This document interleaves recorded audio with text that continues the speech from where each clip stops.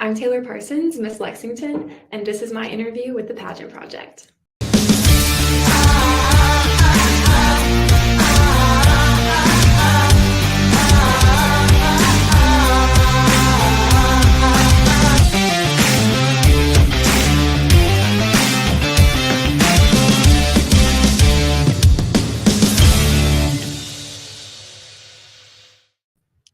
Good evening. It is evening, right? I forget.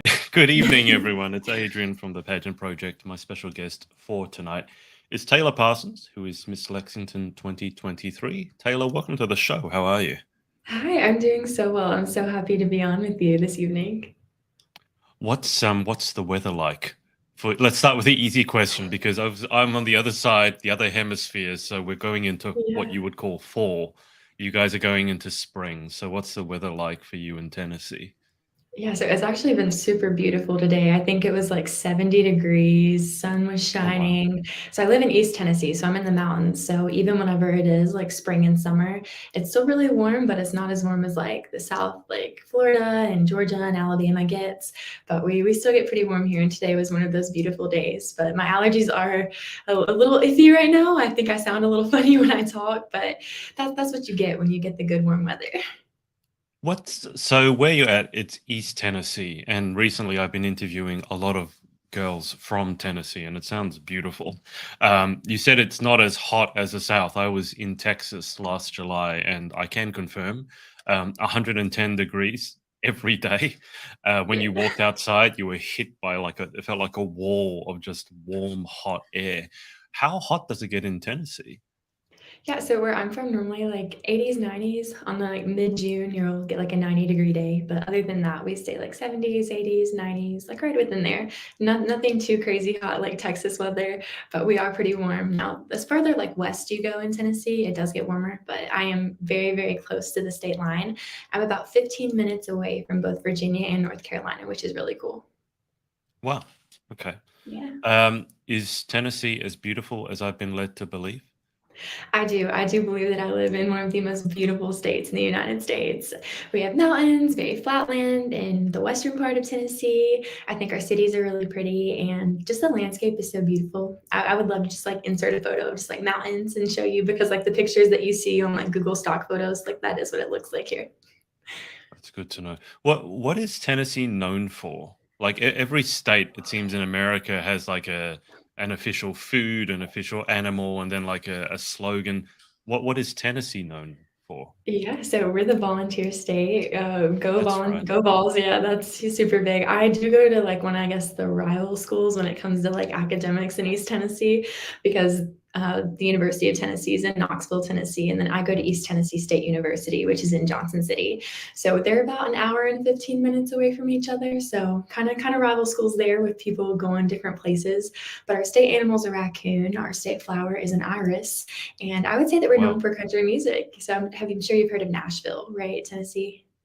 Yes. Okay. So that is like country music. You're going to get Broadway, like absolutely amazing food places. There's like piano bars downtown where people can go and like Oh, become wow. discovered, which is super cool. I'm not old enough to go to any of those places. I've just heard from my friends. They're super cool. But yeah, there's a lot of opportunity in Nashville from the film industry, music industry to even pageantry. There's a lot of great opportunities that come out of our capital. Yeah, I remember now. I thought Tennessee was known as a volunteer state, Go Vols, because I interviewed Yeah. Presley Petticoat, and in her bio she wrote Mhm. Go Vols, and she was impressed that apparently Yes. I pronounced it correctly. And then I Yes. interviewed, I think Bailey Guy, I think is from Nashville. Yeah, two So great yes, girls.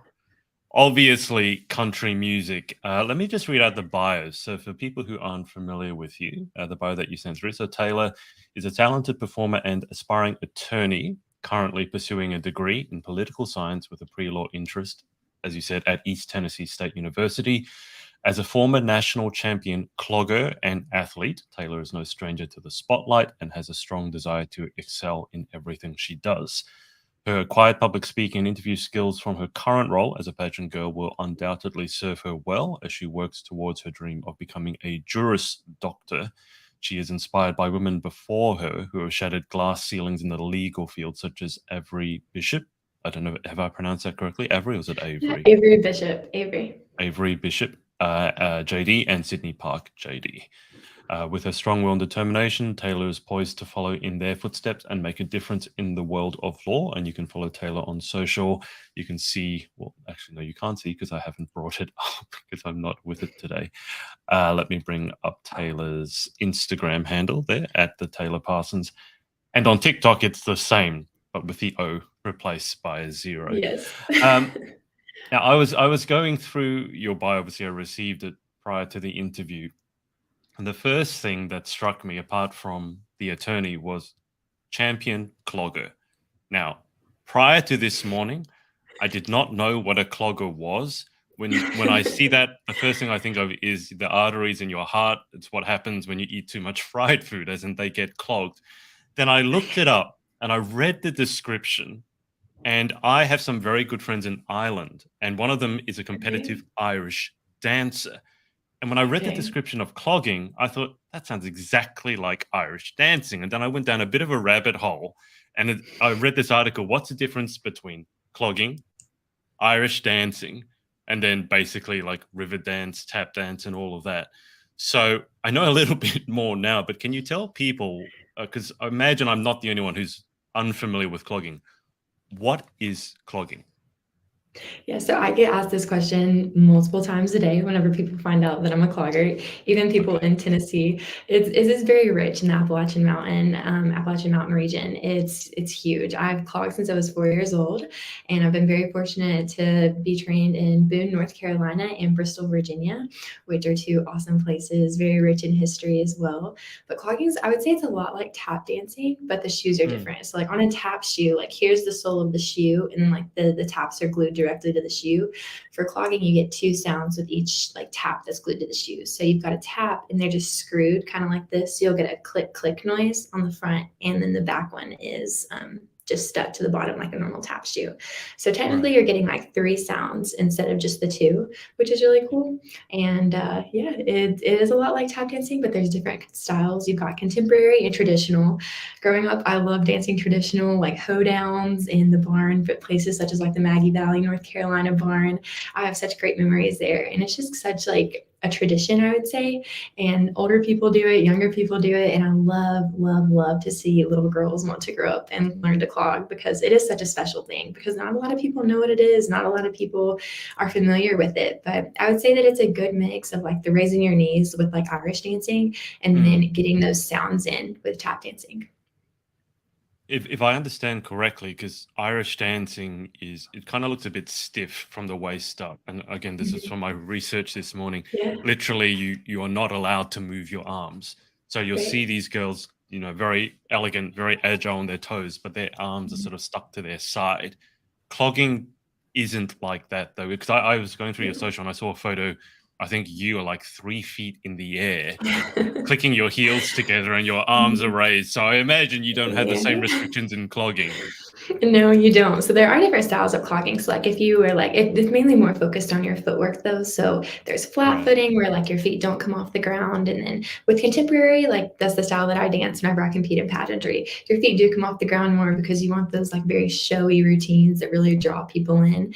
And then with traditional clogging, you normally have a duo partner, or there's a big group on stage with you. And it's a lot of like hand movements, a lot of like holding hands with your partner and spins and fun things like that. So it's really cool. There's a lot of different, I guess, branches, I guess is a good word to use, of clogging.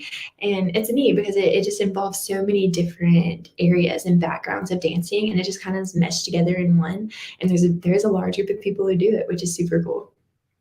Is it something that you would do socially? Like when I was in Texas, I didn't get to do this, but everyone was saying you have to go line dancing. So I don't know if that's a stereotype or that it's actually true.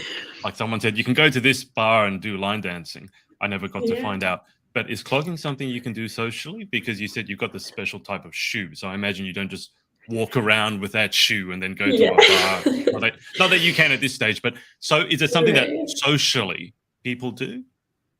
So it's actually not something socially that people do. Normally, you're just going to find this at clogging competitions or conventions. And I mentioned the barn at Maggie Valley, and that is a big clogging competition that a lot of people will come to, which is super cool. But no, it's not like line dancing, but line dancing is a thing. There's actually a place in Knoxville, Tennessee that you can go line dancing at, which is super fun. And it is very big in Texas. Wear your cowgirl boots, cowboy boots, and get out there and line dance. Feel like I have to revisit and go line dancing because it's something I didn't get to do. Although You I don't have know about to. doing it at 110-degree heat. That sounds like a really, really difficult workout. Well, I mean, it's good to get into shape, isn't it? But how did you It get into clogging in the first place? Because Yeah. again, this is from reading through your stuff. I know it's not the only sport you do. You do more, let's say, conventional sports, basketball and tennis. How Mhm. did you get introduced into the world of clogging? Yeah, so when I was 4 years old, my mom put me in dance, and I started out in tap and ballet. And in tap, I Yes. was raising my knees up off the floor a lot in tap. I wasn't wanting to keep my feet on the ground. And my teacher was like, maybe you should like put her in clogging. And ballet was very slow paced, and I'm a very like fast paced Yes. girl. I want to get it done. I want the fast music.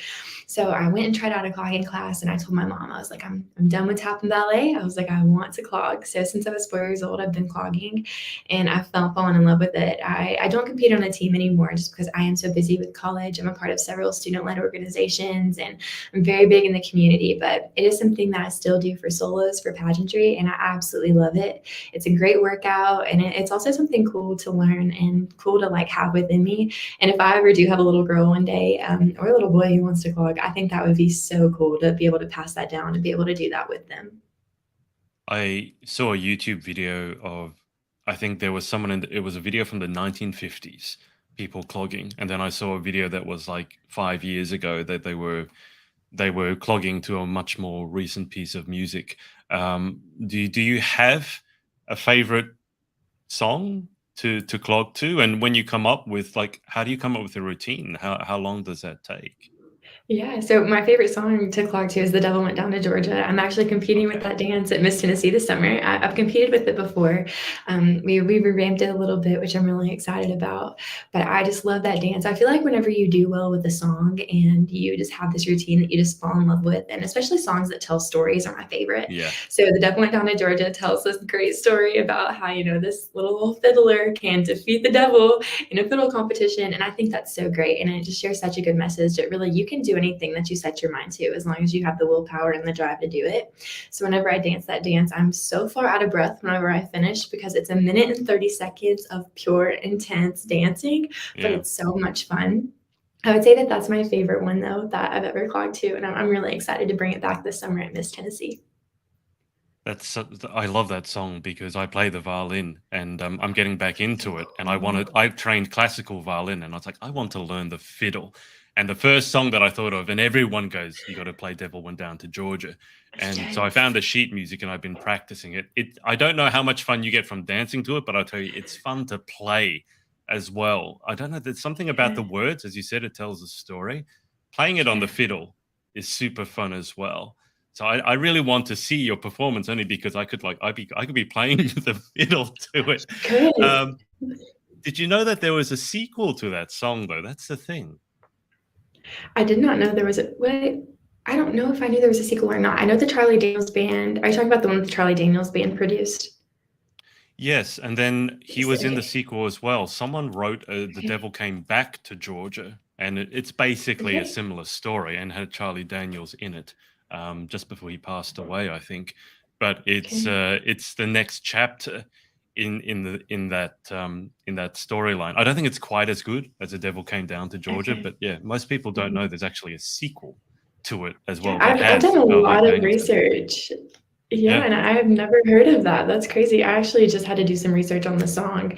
I love to know things. I think that's why I want to be an attorney. I like love to know if someone says something, I'm the first one to pull my phone out and be like, okay, let's Google it. So I was just looking up some things, just the lyrics, and just trying to like reel myself in before I went and practiced my dance the other day. And I was looking at all of the other great songs that the Charlie Daniels Band produced, and I just Mm, think that's so cool because the majority of their songs, like even the instruments, whenever they're just being played, they just tell such a story. Even when there's no yeah. lyrics, it's just like, man, there's just something about your heart. It's like, oh man, we gotta keep listening to this. I think it's the same as you said. Ballet is a bit slow paced for yourself, and obviously ballet is Mhm. very classical, very formal. Very I beautiful. think I think for myself, classical violin is the same. It's kind of like the ballet, but fiddle is more like, I don't know, like the clogging. It's more energetic. It's Yeah. less formal, but you do get to see more of the person's soul or tell more of a story. I think because you can be Mhm. more flamboyant. Um, Right. but if you like interesting facts, Charlie Daniels, so that song, Devil Went Down to Georgia, it's in one of those video games where you have to play, I think it's play the guitar or something like that, and you have to hit the right chords at the right time and then you win. And that song, Devil Went Down to Georgia, was the final song in that game when you're facing off against the final boss, who is the devil himself. Wow. And what Charlie Daniels did not like is that you as a player can actually lose that final battle to the devil. Oh, He no. really didn't like that at all, because he said the whole moral of the story was that the guy, the fiddler, beats the devil. So he really Yeah. didn't like the possibility that you could lose to the devil in that game. Oh, So no. That's hilarious. That's so good to know, though. I'm glad you didn't like that because I think that kind of goes with what we were saying with like how the story just kind of plays and how inspiring the song really is, even though it is like an old folk country song. I think hmm. it's so great. I absolutely love that about it. Well, I mean, it's such a famous song, isn't it? I mean, it's not like the Yeah. people who know Devil Went Down to Georgia, because everyone was saying, when I said I was going to start learning the fiddle, any suggestions, everyone was saying Devil Went Down to Georgia. And Yeah. it's not violin players, it's not fiddle players, it's not people from Georgia, it's not even people from the United States. Everyone knows So that weird. song. So it's really strange sometimes. There are songs that just transcend boundaries and everyone hooks onto them, everyone Yeah. loves them. But I would love to watch your performance just because I love that song. Yeah, I'll Um, have to send it to you this summer. That's definitely something that I'll do. I love sharing clogging, and then you'll get to see another video of someone clogging, which will be cool. it'd be so cool if I could perform it live on stage whilst you're I clogging. 'Cause know, that would be I've so never I never thought of awesome. that. I had this weird like pipe dream, like, oh, I'm gonna learn how to play that song, and then I'll be on the stage one day playing the fiddle. Who That would knows? be Who so knows? cool. Hey, one day, you never know. One day. I just want to go a little bit more into your sports background, and then we'll circle around to the Yeah, pageant stuff and the service stuff, because I know you're super busy with that and you've done a lot. I have to ask, you're on the basketball team. Are you tall? I am. So I'm not on the basketball team anymore. I played No, I know. basketball growing up, Yeah. yeah, in high school. But yeah, so I'm 5'9" and a half, flat-footed, and then when you add like 3, 4-inch heels, I do stand over 6 foot most days whenever I'm wearing heels, and whether I'm at my internship or at pageant appearances. Okay. Now, I found an old-ish news article on the tomahawk.com. See, this is what happens when you Google people's names. And it talked about you Yes. holding a tennis racket. I mean, the photo was you holding a tennis racket, and that caught my eye because I used to be a tennis coach and I love tennis. Okay. And so I want to ask you about tennis. But before that, it mentioned some kind of horror story that you still have nightmares about a particular basketball game. Is it she Oh also my has goodness, there's nightmares so of the many. basketball team. Says she also has nightmares of the basketball team losing in the regional tournament at South Green in a game she said they should have won. And it quotes you as saying, "We have played them and should have won the game. I get sick every time that I think of it and what could have been. We can all look back one day and feel good that we were part of history. It still doesn't ease the pain." What game was that? Yes. That's So, traumatic. very dramatic. I sound very dramatic in that article You too. do. You sound like you're living with the pain every I day. know, it's like this everyday thing. My high school basketball team, I went to a super small high school. I graduated with like 120-ish people, so a very Right. small town. But we went to the regional championship, and this was like the first time in like over 20 years that this had happened. And our girls basketball team did not have a lot of respect at my school just because, we didn't really Right. go that far. No one had ever been super serious about going and playing anywhere. So it's kind of like, what's the point? Well, my freshman year of high school, my best friends and I, we were like, we are going to make history. And our senior year, we got the opportunity to go to the regional championship after we beat out one of our rival schools in our district. And we show up and we were like, we're going to win. We can do this. We were ready. We were prepared. And it was the fourth quarter. I will never forget this. And one of the girls was just dribbling the ball down the basketball court and she shot the ball after we were up by 3 points. Right. and she went to shoot the ball. She misses the shot. The other team gets the rebound because it was a long rebound. And I remember they were already halfway down the court. They went and shot a layup and got fouled. And they made their foul shot. So we were tied. We were tied throwing the ball in. I remember they were pressing us, and the other girls, they got the ball from us. They went and shot a 3-pointer. We were down by 3. There was like 2 seconds left. Like we were not coming back. And we ended up losing that game. That was the end of my senior year basketball career. Very heartbreaking. It was not something that I was proud of at all. I remember just sitting in the locker room, just like, no one speak to me. I was like, I can't believe this is over. Is this really how it's going to end? I remember looking at my best friends and I was like, we were going to make history. Like we were headed to the state tournament and it was over just like that. And I remember, I think it took me till, I guess, last year to finally just kind of get over it whenever someone would mention basketball, because I wanted nothing to do with basketball. I was like, I'm done. I was like, I don't even want to play intramurals. I was like, this is awful. I was like, I cannot stand to lose. I'm a very competitive person when it comes to sports.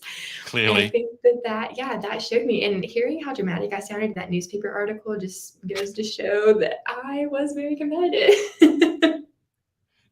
It's amazing. It's not surprising, but it's amazing, isn't it, that you can remember the details so clearly, like the play by play. As I said, I play a lot of tennis, and I'm very competitive not really in general, but particularly in sport. I mean, I don't think anyone likes losing. I mean, why would you like losing? I think that's an excuse. Right. But exactly. when you said you were up by 3, I was like, well, you can't lose from 3, even if they shot a 3, they had a layup and hit a foul. And then you were tied. Then they hit a 3-pointer. Did you have the ball when there were 2 seconds left? Someone must have, like, if you had, like, just throw a half-court shot, no?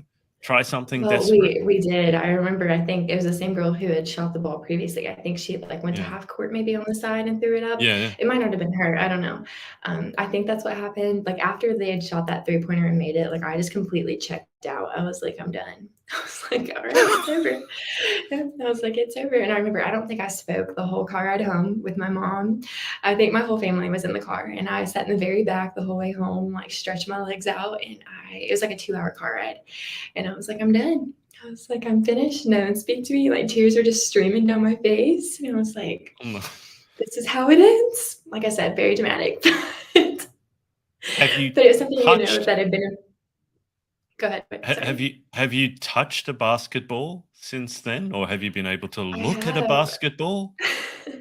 I have. I did end up playing intramurals last year and this year, and funnily enough, in the championship this year, I played on a co-ed team. We did lose, I think, by either like 3 or 5 points in triple overtime. Yes, so that was very heart-wrenching too. It was one of those like, man, is it ever going to be my turn? But it's okay. Well, it doesn't look like it's okay. You're saying it's okay, but your head is shaking, and I think your jaw is still clenched. So, tell me about this, though. You said you're very competitive in sport. Does it translate to other parts of your life as well? I would say yes in academics. That is something that I'm very competitive with, but I'm competitive with myself. I always want to do better than I did on the last test. I believe my freshman year of college, when it was COVID and everything was completely online, it was a huge transition for me. That was whenever I realized, it's not my grades against someone else's, like it's solely me, and I'm competing against no one else. There's no one else's name on my transcript. It's totally mine. And realizing that my grades don't define me was something that was huge for me, because in high school, I was an honors student. I was involved in like 900 different things. And then you come to college and it's just like the whole world was shut down. So then sophomore year came around and we were able to be like half virtual, half in person. And that was a huge transition for me. And I think it was my sophomore year of college where I realized, like, you know what, like as long as you're improving on your own timeline, that's all that matters. But I would definitely say that I was very, very competitive with my academics in high school against, other people with other scores. And when I finally realized like it was solely mine and mine only, that's whenever my grades did start to skyrocket. And I would say these past 2 semesters have been absolutely amazing for me, which is kind of like a breath of fresh air, because I don't think anyone really talks about how difficult college can be and how difficult that transition can be, going to, a high school that had 125 people to a college class class alone that has 125 people. So it Yeah. is a huge transition, but being able to realize kind of like, my grades don't define me, but I still can be competitive with myself. And as long as I'm Mm. improving, that's what matters. That's been huge for me. Well, I think that's a really good attitude to take, not only with your academics, but certainly even in sport, although it can be harder in sport because obviously the scoreboard doesn't lie at the end, does Oh, it? yeah. But No, and everyone pageantry, sees that scoreboard. yeah, because pageantry, there's scoring often, but obviously it's much more subjective. Whereas basketball Right. or tennis, it's much more objective. Ball went through the hoop or Yeah, didn't. Ball landed in the court or exactly. didn't. I'd be remiss not to ask you about tennis because I love tennis. That's like my sport. I play it every week. Okay. Absolutely love killing myself Wow. doing it. Tell me about tennis. Do you still play tennis? Do you have any more traumatic stories like you have with basketball, or is tennis a little bit more laid back?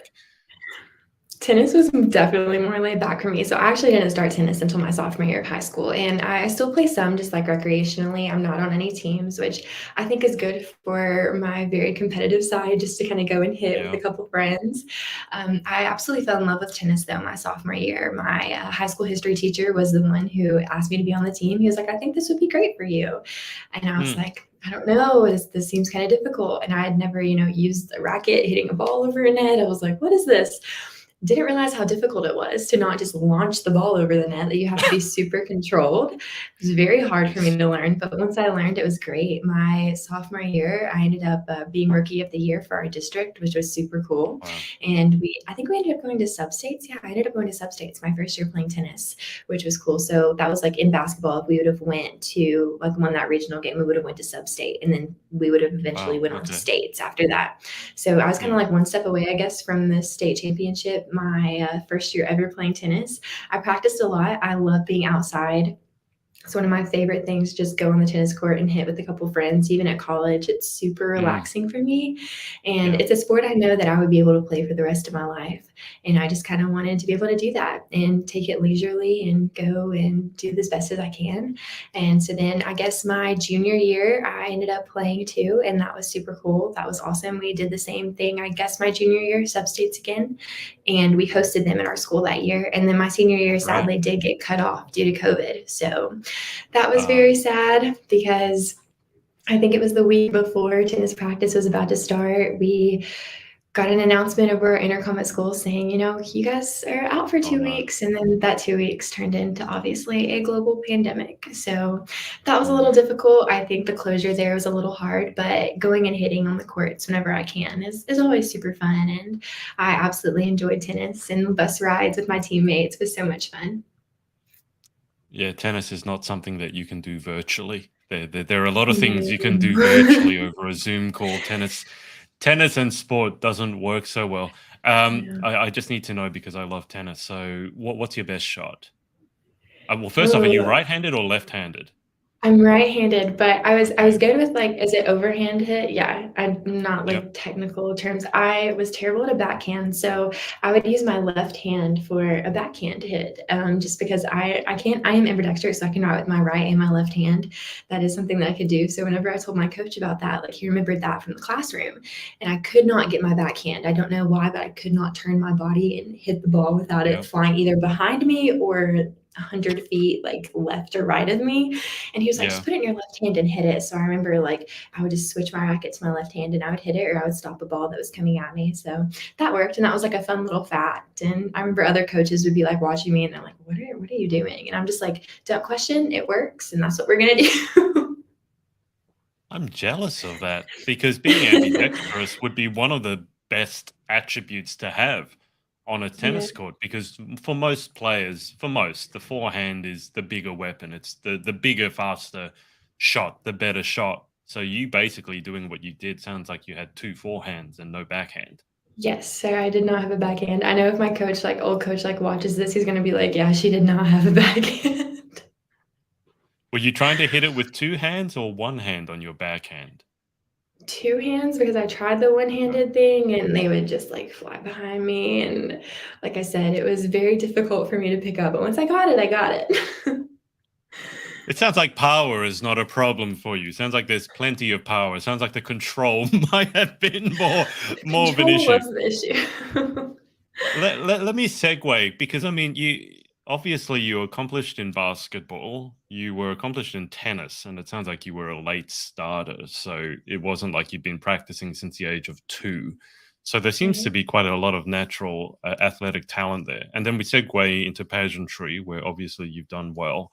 And I've seen your Instagram. You seem to be doing so much service, which I think really, I don't know if it necessarily sets the Miss America organization apart, but it certainly, from my experience interviewing over 300 pageant girls, there's a big difference between someone who talks a good game and then someone who's actually out there doing it every day. And I have a lot of respect for the young women who are out there doing things. Like, I think you had red, the red with blood and donating blood. I think that was one of your Yeah. big advocacies earlier on. But how do you, and then obviously the role models that you mentioned, I looked them up because I wasn't familiar with them before. Those women are killing it. Like, one of them is an international nonprofit founder and marathon runner, and these are not women who would have a lot of spare time. So I guess my question for you is, on a daily basis, like, what's your life like? Because you seem to be cramming a lot of life into, well, you have crammed a lot of life into your 20 years so far on this world. Yeah, I'm so glad you asked. It's so funny. I was actually just talking to one of my best friends about that just a few minutes before I got on a call with you. I was just like, man, I just was sitting there today in one of my classes and I just kind of took a deep breath and I was like, man, like you've done a lot, like just today. And I was sitting there thinking, I was like, you've done a lot within like the past 5 years. Mm, And I feel like in those times where I'm sitting still, I get to realize, these immense blessings that I've gotten to experience and these just really cool opportunities, these awesome people that I've gotten to meet because I've put myself out there and because I've wanted to meet new people and because I've wanted to, give me the opportunity, like let me have it and I will run with mm, it and I will do everything that I can to accomplish my goals as well as yours. And it's just been something for me, I think, from a very young age. My mom always told me, if you're going to talk the talk, you got to walk the walk. And she would always tell me when I'm walking the walk to let God lead the way. And mm, every door that's supposed to open for me will open. And the ones that don't, I clearly know that they were not meant to be. So on a day-to-day life for me, I will normally wake up. If I'm working out in the morning, I'll wake up pretty early. But if I don't work out in the morning, I normally have an 8 o'clock wake up time if I'm going to school. And then I'll go to school. I take 19 credit hours a week. So I am very busy with school. School is very important to me. I try my best to get as many academic scholarships as I can, and competing with the Miss America organization is the leading scholarship provider for women ages 18 to mm. 28 in America, which I think is so empowering in itself. And it just makes me want to work 10 times harder no matter what I'm doing. And then I'm actually planning a fashion show, which I'm super excited about this summer, benefiting the American Red Cross and the Cerebral Palsy Foundation. I'm pairing with an organization in Johnson City, Tennessee, and we're just going to raise awareness for blood donation, the American Red Cross, and Zoe, the girl that I'm pairing up with. She advocates for the Cerebral Palsy Foundation, and I met her through pageantry. So my days have been consumed a lot by getting sponsors, getting boutiques for the girls to model. I think we have, I know there's like over 60 girls that I think are modeling for us. There were like over, I'm Wow. wanting to say like 100 girls that applied to model, which was super awesome. So Wow. that's been a lot, and making sure that we have boutiques lined up. I do a lot of Miss Tennessee paperwork and prep. I'm gearing up, for the job of Miss Tennessee this summer. And that could be something that the Lord has in store for me. And I know that if I don't work for that, then that's something that's not in my future. But if I'm working hard for these things, then I'll be prepared for when the time is right for it to come. So every day I'll do some interview prep on my own, or I'm working with some coaches, or I'll get my friends to ask me some questions for Mhm. interview. I always walk in my heels. I love heels. I love fashion, anything to do with clothing. I love it. So I'll do that. And I've gotten like really close, like into meal prepping. I love doing that at the beginning of the week because it's something that I don't have to worry about. I don't have to be like, "Oh, where do I want to go get food from?" Because I just have it in my bag, which is super nice. And then that feels like I'm prepared. And I do lead a freshman small group. Every Monday night, I go to my co-partner's house and we lead a small group together, which is super cool. And I get to mentor these freshmen on ETSU's campus. And I love that. And then we all attend a worship service together on Wednesday nights. So my weeks are very jam-packed. that I do make time to spend time with friends, go on ice cream dates, and just have a good time and enjoy my 20s, because I know that I'm only 21, and I'll be 21 in Miss Tennessee this year, which will be super cool. I turned 21, I think the third day that we're there, so that'll be a really Yeah. cool way to spend my birthday. But just staying busy, and even in the moments where I am super stressed out, or I'm like, man, Lord, like I can't do this. Like you've got to take something away from me, or like I need to know if this is truly like what you want me to do. He always provides, and he always comes through. And I just think that that's so beautiful, because it's just been shown so evident in my life. I want to dig into that a little bit, because I've mentioned in a few previous interviews, I took the time out last year to read the entire Bible from beginning to end. It was something that I had always wanted to do. I didn't quite know why. And growing up, I wouldn't say that I was religious. I went to church when I was probably 10, 11, 12. Our parents made us go to church every Sunday, which is why I think I resented it a little bit as a young kid. You don't want to be sitting still Right. in a church. At least I didn't. But then I found something, I can't quite word it, but reading the entire Bible from beginning to end, it was a transformative experience for myself. I want to ask one silly question and then a more serious question. But the silly question is, you talked about God, closing some doors and then leaving some open. Did you remember that when you lost that basketball game, though? I didn't. And I think that that's very evident, you know? It's like, man, if you'd have only remembered that one Yeah. simple thing that you're told every day, like, I wouldn't have been as dramatic as I was in that newspaper interview. And I think it, like, life going on for that next probably year and a half, 2 years would have been a whole lot easier. Right. And then the more serious question, because I've been asking everyone that I know who has studied the Bible, I ask them this because it seems to me one of the morals from the Bible is that the secret to a life of fulfillment and happiness and joy is to walk the path that God lays out for you, right? Right. And you don't always know what that path is going to be, and sometimes it's different to what you thought it was going. Well, often, always, it's different to what you thought it was Yeah. going to be. But given that that's so important, walking the path that's been laid out for you, my question is, how do you know when you're on the path? Because, like, for example, you could have said, oh, my path is to win this basketball game and then go to this tournament here and win that and be this champion, state champions, or similar with tennis. And then we had a worldwide pandemic hit. So obviously things didn't go according to plan, but it is God's plan, so to speak. So how do you know when you're walking the right path? Yeah, I honestly don't think that it's something that's super difficult to know. I do believe personally that whenever you're on the path that God has in store for you, then doors are just going to fly open. And I feel like I'm living in that moment right now. I made a really big decision back in January, and it's really kind of shaped my relationship with Christ. And it's also Mhm. shaped the things that have happened to me in the past couple of months. So I was able to apply to be a Giovanni Egg Girl back in, I guess, January, and I found out that I was accepted to go to Atlanta, Georgia, and model for Giovanni in March, which was a door that I had been knocking on for the past 3 years. And I Right. was like, Lord, whenever the time's right, like do it. And I would be so upset whenever, I wouldn't get that call back.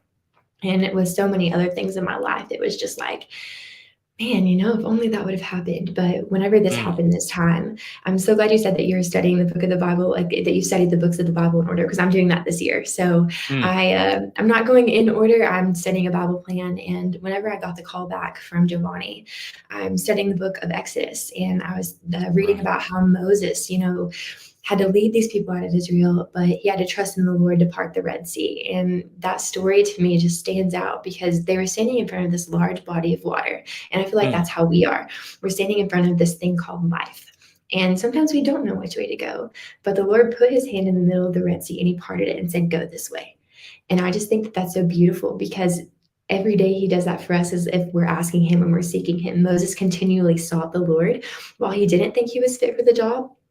9 times out of 10, the opportunities that come my way, I don't think I'm fit for. While I say outward, I'm like, Lord, I'm ready. Like, give them to me. Let me be like a way maker in this generation. 9 times out of 10, I'm not ready. But he's the one that has to put his hand in it and be like, hey, girl, like, follow this path. follow me and I will make sure that you're ready. I will make sure that your needs are met. So, Moses went through the Red Sea with all of the Israelites and they came out on the other side and they were in the wilderness that they didn't know where to go. But the Lord provided day in and day out. And I think that's how because his provisions are always saw through. So I believe that whenever you are receiving these blessings and you just feel like very content, even in all of the chaos that's going on around you, that's how you know. And I think that that's how he does show us, because we do have Bible stories to look back on, just like Moses and him parting the Red Sea and leading them out. Did it frustrate you at all, as I said, reading through the Bible, because the timeline, and similar to yourself, I didn't necessarily, I read it in order, but I had a Bible reading plan, and the Bible plan put it in chronological order, which is not strictly speaking, the same order that it's printed in the Bible. But did it ever strike you how frustrating it was that the Israelites, even after being led to the promised land, so to speak, they kept making the same mistakes over and over again? Like, the big one that really struck me was worshiping false gods. Like, how many times did you need to do that before you learn your lesson? Did that strike you at all? Because I'm reading it going, what, you're doing this again? You saw how badly it ended up last time, and you're doing it again. Like, why? Right. And that struck me as well. And I think, them worshiping the golden calf, that was what got me, because I feel like in today's world, like, we want the gold, we want the thing that's pretty, and we chase after that. And in pageantry, I feel like, me last year, 2 years ago, right after I gave up Miss Tennessee's Outstanding Teen title, like, I wanted the gold. I wanted that Miss America crown. And that's what my eyes were set on. And I would say back in January, I realized, I was like, Taylor, your eyes must be set on the Lord, and then all of these great things will be added to you, because he literally tells us, like, seek ye first the kingdom of God and all these things will be added to you. It's not seek ye first the golden calf, not seek ye first the Miss America crown, not seek ye first that basketball game. It's seek me first. And I just think it's crazy that they did that over and over again, but we do that day in and day out. And we literally have a book called the Bible that tells us what to do and what not to do if we read the pages. But that's human nature. And I'm a firm believer that the Lord, he knows what we're going to do. I'm a firm believer that he has planned our days out long before we were ever born. And he knows the decisions that we're going to make, but he also knows the decisions that we're going to make to lead others towards him. And I think that in those times that we're in a rut, that's whenever we can come out more on top and more closer to him than ever, because we see that he brought us through that. Just like, he obviously had to show them who was boss and who was the king, but the Israelites did finally realize, like, oh, hey, maybe we shouldn't be doing this. And Moses was, I think, one of the greatest leaders in biblical times to be able to put up with that and just still have such a heart seeking God. Well, it's faith, isn't it? Even, he led his people through a desert, like a literal desert, and then they were blocked by the sea, the ocean, for all intents and purposes. You've mentioned a couple of times you made a big sort of life affirming or reaffirming decision in January, and you're only 20 now. So it's not like it's a half-life or even a quarter-life crisis necessarily. Was there anything in particular that led you to that sort of revelation? Yeah, I would say that it was a decision, that I've been thinking about probably since like late September of 2022. And it was one of, who I needed to be in my circle and who I didn't need to be in my circle at the time being. And I also realized that I can't pour more into other people than I'm willing to pour into myself. And I definitely felt like my cup was running out, and I knew that I had to make a change. I was able to go to Passion, which is a huge, just like college convention, I would say, where speakers such as Sadie Robertson, Tim Tebow, Jackie Hill Perry, they will speak. And it was a 3-day convention. And I remember sitting there on the second day and I was praying and I said, Lord, I was like, I need to know what I need to do. I was like, do I, move on from these people, or do I stay and witness? I was like, because I'm so lost.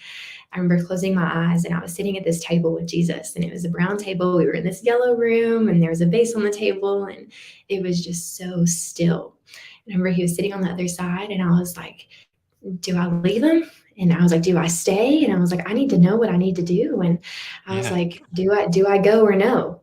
And he just looked at me and shook his head. And he was like, you got to go. And I was like, okay. I was like, well, I'm going to need you to help me because I'm not going to be able to Mm. look them in the eyes and be like, I got to go. So Yeah. that night I made that decision and I was like, all right, Lord, like I'm going to be all in with you. I was like, but I need your help getting out of this situation first. And it was something that was huge for me. And I was able to do that and see that through because of him. And since then, like I said, the doors that have been opened have been absolutely crazy. And just seeking him first and pouring into him and realizing, like, the more I read my Bible, the more that I'm getting these great, great sermons from people or listening to a podcast in my car instead of, listening Mm. to other music that I would necessarily be listening to.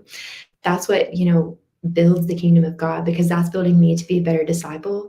And how can I disciple these freshmen if I'm not like letting the Lord disciple me? And that was huge for Mm. me. I was like, if I'm going to be a leader, I'm going to lead by example because I'm huge on that. And Yeah. I'm so grateful that I made that decision. And I'm just really thankful for the people who supported me in that. And were like, you know what, girl, like you chase him and we will be praying for you and seeing what comes out of it. Yeah. It's I went through am going through something similar to what you described, I guess, in terms of working out where you want your life to go and what you're willing to tolerate and what you're no longer willing to tolerate. And Yeah. that sometimes does involve leaving some people behind, not because they're bad people, because I always say it's not for No, me to no. judge. That's not my Right. place. Yeah. But in terms of where I feel like I need to go, people who are going to align and be supportive. That doesn't necessarily mean you agree all the time, but they're supportive of the Right. overall direction, and they're treading a similar path to yourself. Like you can't run, you can't run west looking, well, you can't run east looking for the sunset, so to speak. Like you Yeah. can't go forwards while someone keeps trying to pull you back. But it's difficult, no? It's difficult to leave people behind, and when you've become comfortable with them, even if they're not the most supportive people, but you become comfortable. It's like the pair of old jeans. It's maybe not the best thing on you, but you've worn it so long, it just feels Right. really comfortable, and it can be really Yeah. difficult to leave it behind, right? Mhm. That's exactly right. And I think like even with people like that, like they're great people. And I truly believe that the Lord puts everyone in your life for a reason and for a season. And some Mm. people's seasons are just shorter than others, and that's okay because the lessons that I've learned and the happy times that I was able to experience were absolutely amazing. And whenever I did leave those people behind, it was just like, you know what, Lord, like guide me, but I also want you to guide them because I want them to be able to Mm. experience what I'm experiencing with you right now, because that's where true joy and true love comes from. And that's the only place that you'll find it. That's an important fact. You don't necessarily want them to fail so No, that they can no, see how not at great all. you are, because that's not what you No. should be do. Yeah, that's a good point. But I could talk about that forever because, as I said, after reading the Bible from beginning to end last year, it really, really sort of, and I didn't know why. It's just something that I had on my list to do probably for the last 5 to 10 years, and I finally did it. I wouldn't say it was easy. I don't know how you're finding it. At parts it was overwhelming, and at Yeah. parts you're reading this chapter and you're just like, what am I supposed to get from this? And at some other parts, it struck me, particularly in the Old Testament, that God's really, really angry sometimes, like properly. And there is a big difference between the Old Testament and the New Testament, particularly when Jesus comes down to earth. But it wasn't an easy read by any means, and I don't think I can Mhm. do it justice by reading through it once. It's something that I'll have to revisit again. But do you do a little bit of study every day? Is that how you do it? Or you said you had a plan that you're going through? Yeah. Yes, I have a plan. I do my best to read every day, and there are days where I'm super busy, and I hate this about it, and I Mm. feel the most convicted over, being like, "Oh, man, I missed a day," and there are days where I do have to double up, but I tell myself that Yeah. the Lord understands that I'm busy. I'm like, He understands, it's okay, but really just, I guess, making that time to do it has been a really big challenge for me because that's been waking up, at 5:30 in the morning and doing it. We're not going to bed until 1 a.m. and making sure that I get it in.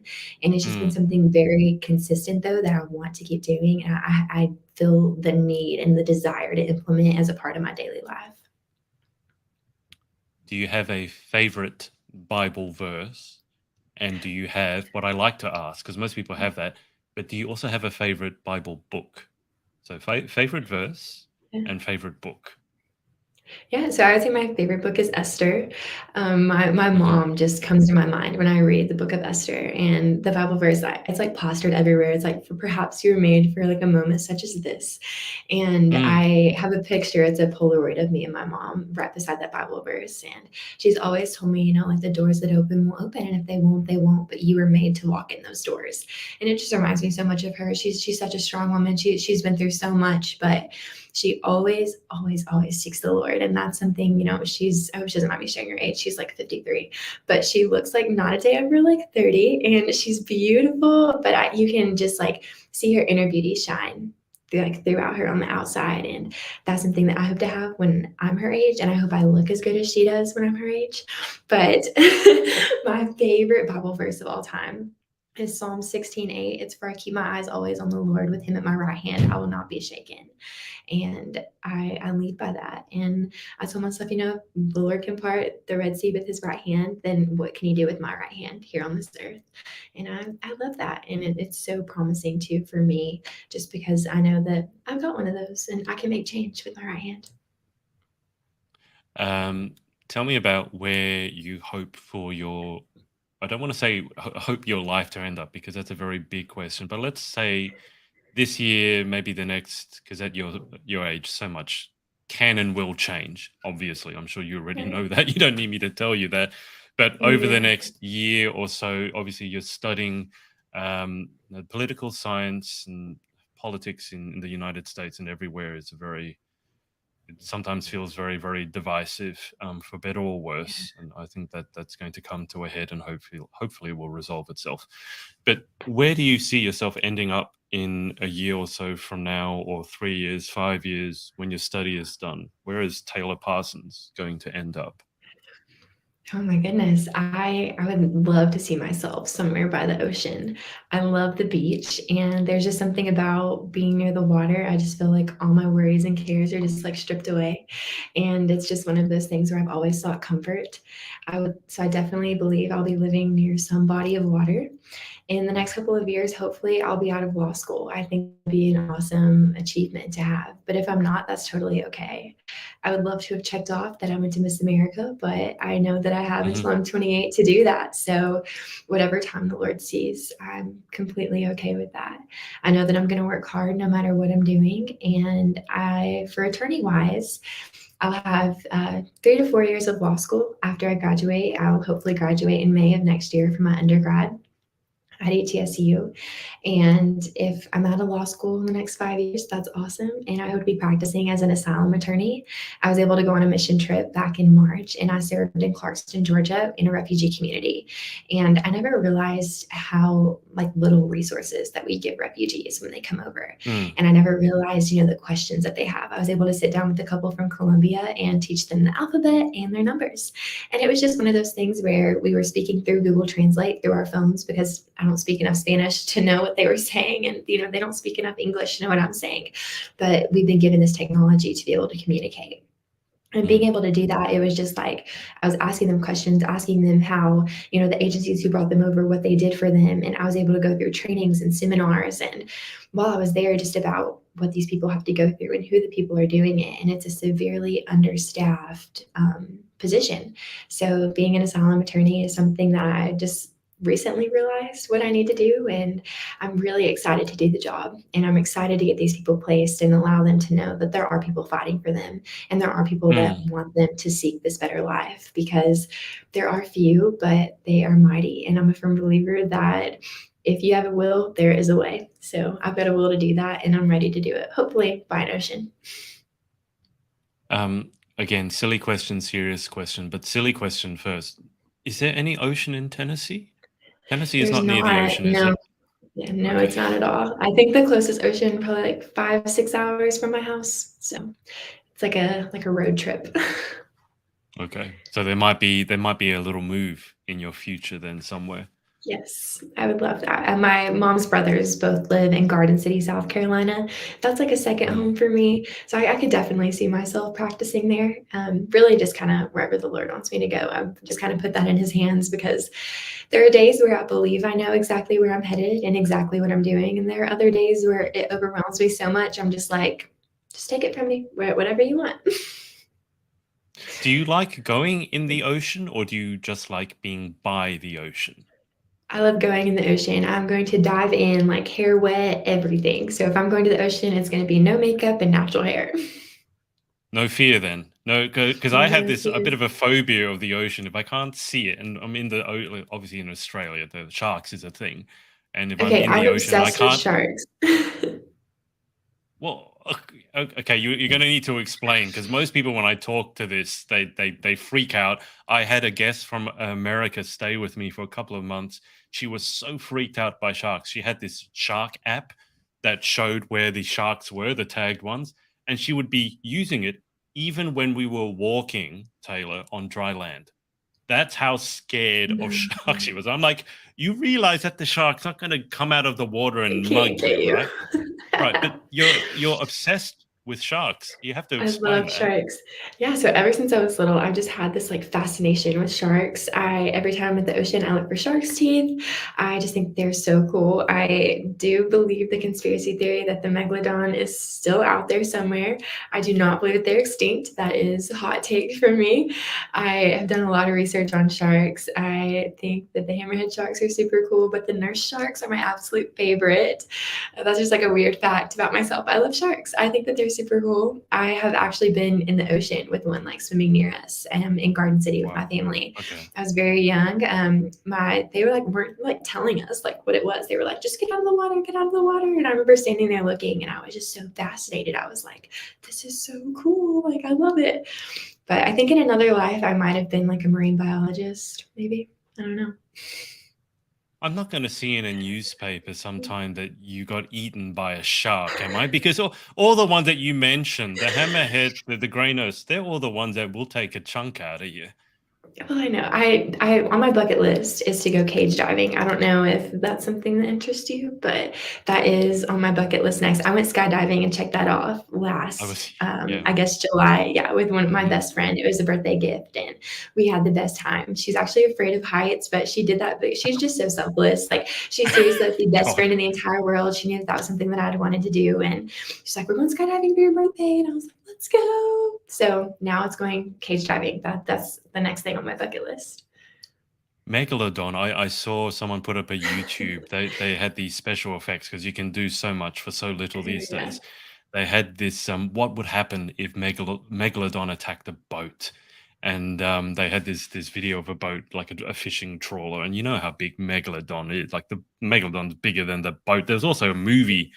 Was it Megalodon? I can't remember, but those things were huge, like incomprehensibly Yeah. gigantic. And are you an adrenaline junkie of some sorts? Like I you jump am out an of a adrenaline plane, now you're done junkie. with that. Now I'm going to dive with man-eating sharks. What's Mhm. next? You must Oh have my goodness. something lined up.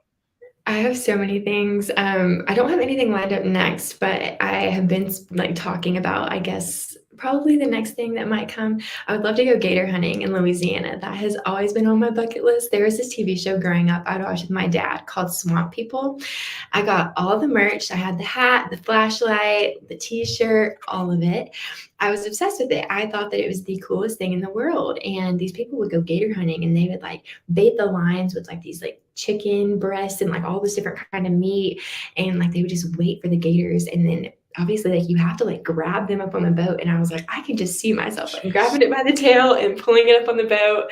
And that has been something that's been on my bucket list. I've like I'm ready to set up, ready to go, probably for the past like I guess 6, 7 months. So probably that will come next, and then we'll go cage diving with sharks. I love it because it's so different to like what most pageant girls they will say like, oh, I'm not a typical pageant girl because I will, and then they go and do Pilates or yoga. Like no hate to that, but like Yeah. wrestling sharks or wrestling gators, as you say, that's like pretty much as polar opposite to a pageant stage as you can get. You talked about, and I don't know if there are catfish. in South Carolina. But what you just described, it reminds me of, is it noodling or something? And you see these Southerners, Yeah. and they're wading in really muddy water, Mhm. and they Just catch take the your catfish, hand. which are huge. Yeah, you ram your hand into their tunnel or whatever it is. You wait for it Yeah. to bite your hand, and then you And pull pull it it out. out. Yeah. And they're So huge. we They're actually like have 2 or catfish 3 in feet Tennessee. long. Yeah, Have you ever they're done that? huge. I've never been noodling, no, but I've grown up fishing and fly. My grandfather taught me how to fly fish. I've never been noodling though. I might need to add that. I don't really know if I want like catfish like on my own. That's what I mean. It just sounds so terrifying. Like it's not a natural human instinct to ram your hand down a hole to get something to Oh bite no. it. No, yeah. I'll fish with like a pole or like a fly fishing rod. Yeah, I don't really know it's about my much more hand. civilized. Yeah. So, do you have any phobias then? I mean, I have to ask about spiders then. You're Spiders. I passionate about your. hate spiders. That is like one thing I do not like. I am terrified of spiders. And I know Australia has huge spiders.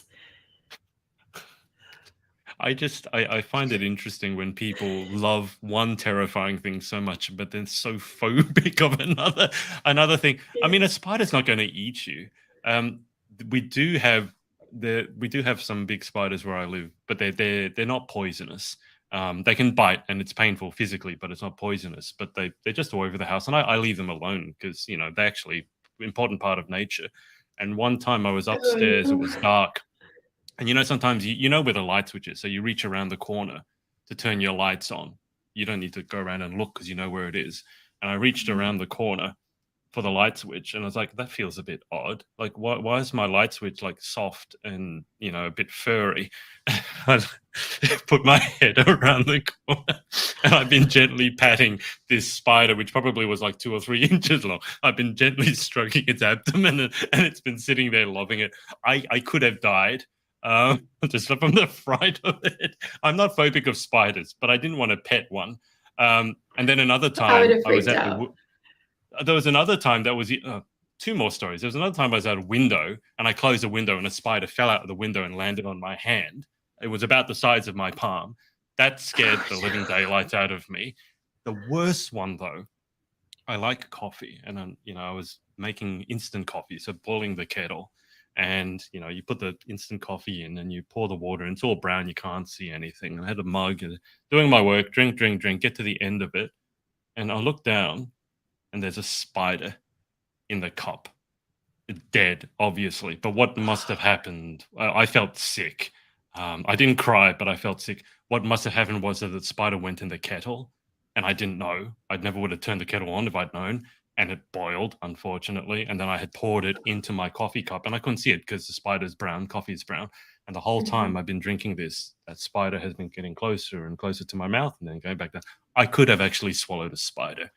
So, Oh yes. no, I would have freaked out. No.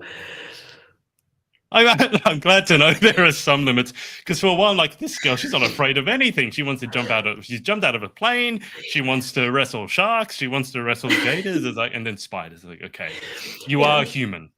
I am human. I do not do spiders. I would have literally the light switch one would have gotten me. I think I would have like had a heart attack. Like I would have just fallen over dead, like right there. Oh. You wouldn't have fainted, because if you do that, the spider would have crawled on your face. So I Okay. promise you wouldn't have. Anyway, Ran. let's move on to something more pleasant, because a serious question I wanted to ask you is, where do you get your drive from? Because I feel like I'm speaking to a young woman here who has more drive than 99% of the people I've ever met in my life. Where does that come from? So I'm so glad you asked me, but I don't know if you're familiar with Miss New York, America. Her name's Taryn, and she just posted a video on like just pieces of her Miss America interview, and she was talking about her love for people, and she was saying that New Yorkers are what she loves, and she loves getting to represent them. And for me, I would definitely say it's the same thing. It's people. I'm a people person. I love being around people, and they drive me to want to be better. I surround myself with people who encourage me, and they see me doing these awesome things, and they know what I'm capable of because they know I serve a big God, and they know that, nothing is impossible. for him. And I think that these people that I put myself in and I'm able to serve and I'm able to, pour into these people, whether they're older or younger, it's just one of my passions. And I absolutely love getting to serve them through pageantry and through my social impact, which is the color red, save a life, donate blood. I'm literally getting people to save people, because if you donate blood, you can save up to 3 people's lives, which is so, so, so crucial that if you're able to, that you do.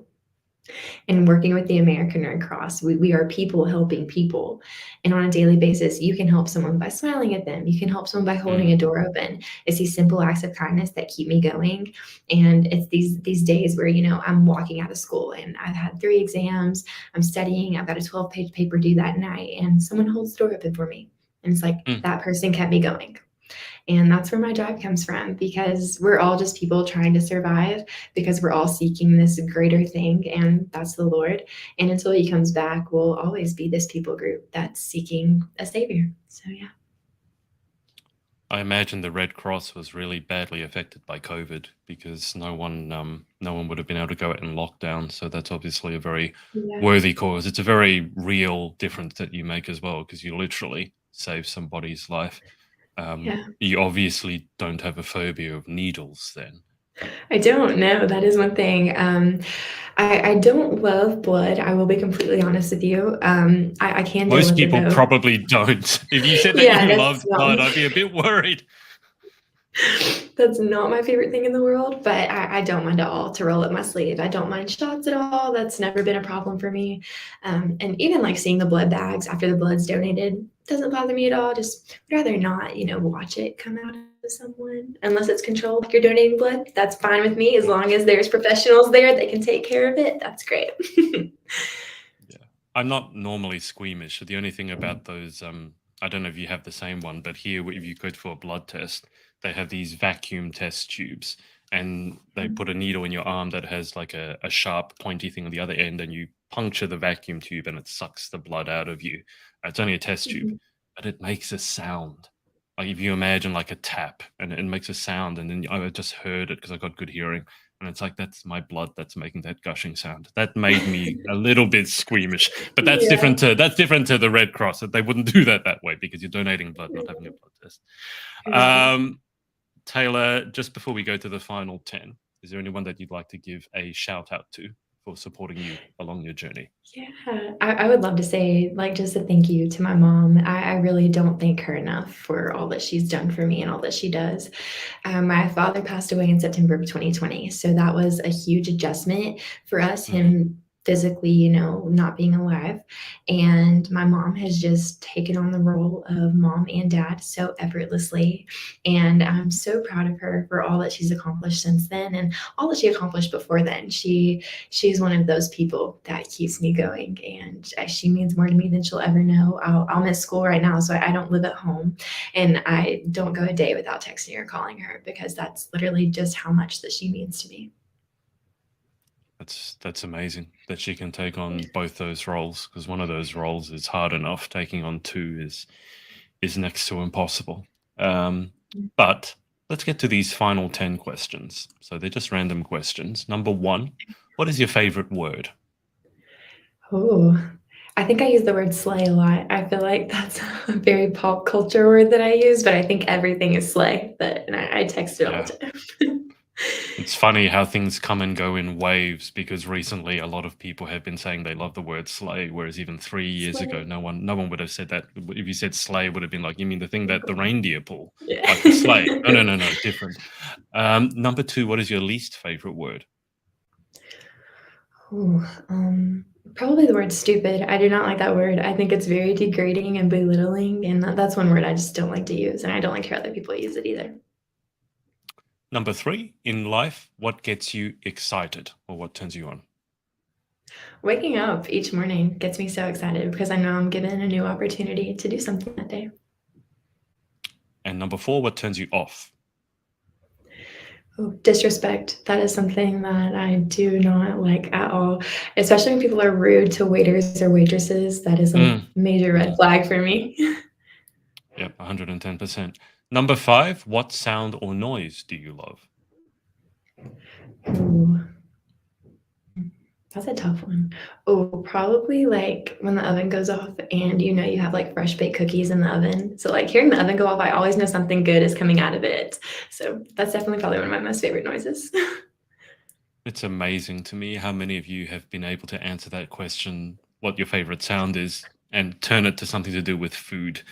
It's like 50% of you take that question. It's like, oh, when the Uber notification turns up, or when you're at the restaurant, you hear the ding, which means your food is coming. It's like supposed to be a question about sound, and you will make it about food. Number 6, what sound or noise do you hate? Probably like my email notification noise for school because I have a different email for school than I have for like everyday things. So hearing that email, I know that I've got a new assignment and I don't love that. It's like a fight or flight like response that I get from that. Number 7, if you could have any one superpower, what would you pick and why? Oh, I would love to teleport. I think that would be the coolest thing in the world. I would love to be able to teleport places just like that. So like I could come to Australia and be like, oh, I'm going there. Or I could go to England or I could go to Washington, D.C. if I wanted to. And you could see all the sharks that you wanted to. I could teleport to the middle of the ocean. That would be so cool. Okay. I don't think I've ever met anyone who's so in love with sharks before. It's very unusual. After doing more than 300 interviews, it's not very often that I'm surprised, but it's a good day when I'm surprised. Something new is good. Number 8, what job or career would you most like to attempt? I'd like to be an asylum attorney. And number 9, what job would you definitely not like to attempt? I would not like to be a doctor. That is one thing that I would not like to do. Fair enough. Final question. If heaven exists, what would you like to hear God say when you arrive at the pearly gates? Well done, my good and faithful servant. I want to live every single day to be able to get there and hear those words. If I go back before the Lord comes back, that would be so amazing. And I could just only imagine like the angels singing and being able to hear those words. Perfect. Well, Taylor, it's been a pleasure. Thank you so much for coming on. Yeah, thank you so much for having me on. I had the best time. And best of luck with your pageant journey. Please don't go and get eaten by a shark. I mean, you wouldn't even be able to give a very dramatic newspaper interview if you got eaten by a shark. I know. Gosh, that would be such a missed opportunity. I'll have to be very careful. Have you seen this newspaper article, by the way? I don't know, because I was reading it out to you and you said that you sounded so dramatic. It's really quite funny to see your reaction to your own words. It's funny to see, I guess, the difference of me, and then I guess that was 3 years ago, and it's just like, man, that girl was really dramatic, and I think I'm dramatic now, but like that was a whole different level of drama. Like, oh, girl. It did sound like you were properly traumatized, but Yeah. anyway, it's been a pleasure chatting to you about everything. I'll keep you on the line for just a sec whilst I hang up with the audience. Thanks to everyone for watching, and we will speak to you next time. Bye for now. Hey, thanks so much for watching. Sorority Access is now open, so if you'd like to join an amazing group of women and learn how to be the most powerful, confident, and impactful queen possible, head to thepageantsorority.com. I'll see you there and see you in the next video.